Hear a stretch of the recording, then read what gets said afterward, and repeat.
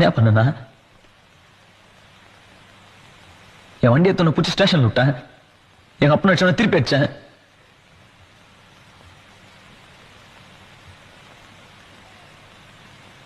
நான் சப்பா தானே எச்சா நான் திருப்பி அடிக்க முடியுமா? அங்கேயும் வந்து செத்துற மாட்டேன்.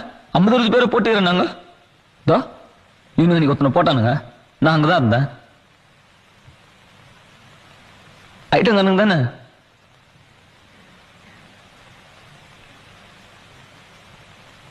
நானும் தானே வீட்டுக்கு வந்தேன்.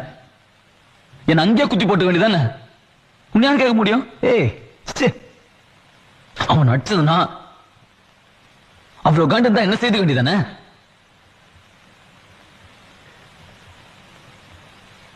தொட விட்டுருன்னு சொல்லி நான் அனுப்பிட்டு கேவனம் போட்டுக்கிறீங்க. இங்கே போட்டுறேன். நீ வெளியே போயிரு.